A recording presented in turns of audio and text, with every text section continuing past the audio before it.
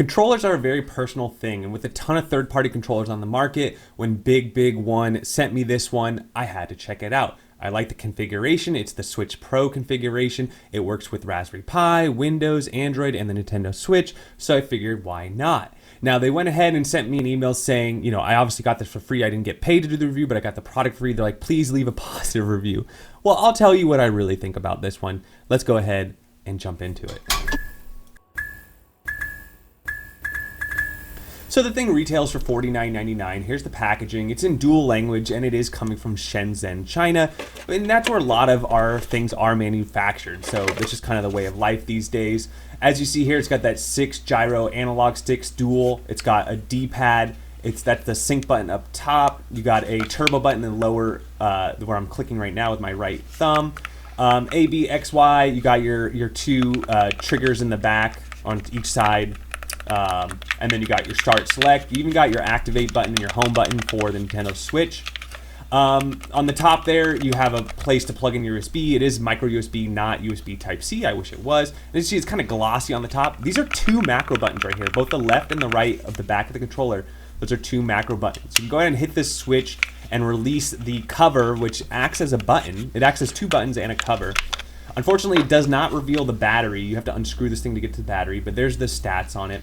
The battery life varies, you know, it's decent. It's like an 850 milliamp battery, depending on how you're using it, but there's not a ton of LED lights or anything to drain the battery. As far as button feel and things like that, it's right in the right realm of any decent third-party product. You know, I think 8BitDo does a little bit better here because they have that programmable software, but everything else, all things considered, you'll notice here that the A, B, X, Y button is actually on the larger side as compared to a lot of these other controllers, where the analog sticks are just slightly smaller than the others. As far as D-pad firmness, it's good. It's right in the right realm. You'll see me play some games in a moment here. It is definitely adequate.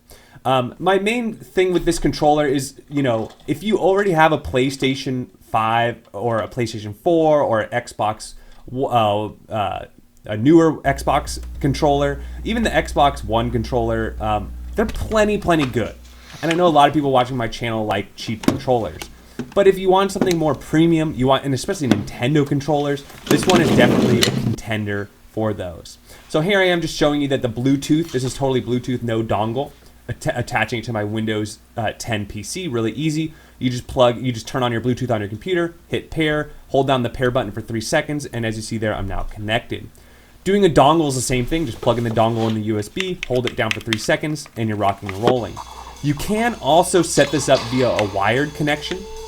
Right now, this is me playing a PC game, and as you can see, the analog stick has really good response, and it's able to both do it as an analog, where the harder I press, the more it moves, the lighter, the less. So definitely checks all those boxes.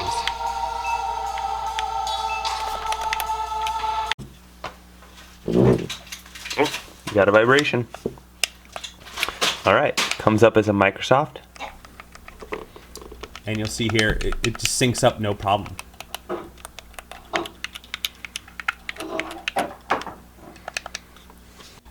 So playing Mortal Kombat here, Ultimate Mortal Kombat 3 for the arcade, for MAME.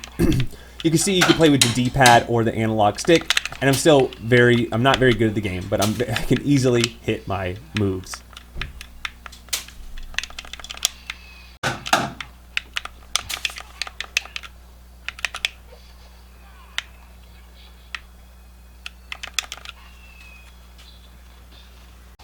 Moving along to Tony Hawk Pro Skater 2 for Dreamcast. Again, I'm using the D-pad here. I think I start using the analog stick later, but whether you use the analog stick or the D-pad, both run great, depending on how you prefer to play the game. This is my first try, by the way, on the first level of the game, and I think I get like most the power-ups. Let's check that out.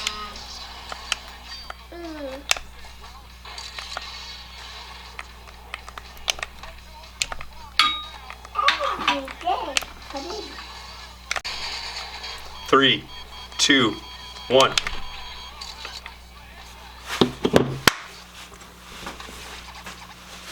First try.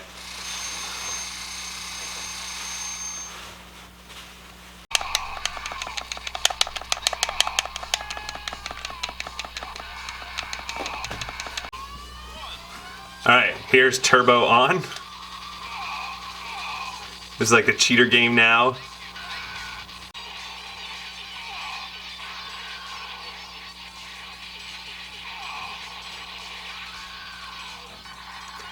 Easy with the turbo on, so you can see it actuating.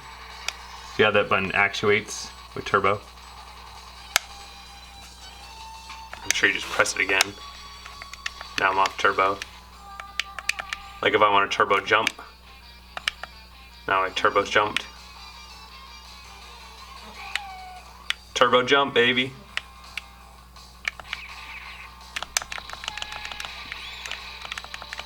So you use D-pad or analog stick.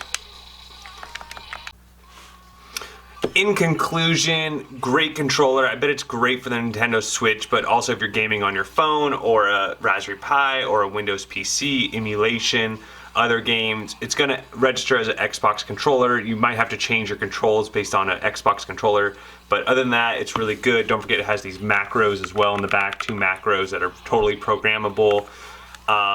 So far, so good. I haven't really been able to test the battery life. I would have liked it if it was USB Type-C, but other than that, you know, with these little things, it's an overpriced premium controller, but this is about the going rate. Retail, if you scoop one up for less, it's a big score. Otherwise, it's right in that ballpark of the other controllers. That's what I think. Let me know what y'all think. Don't forget to like and subscribe, and we'll catch you on the next one.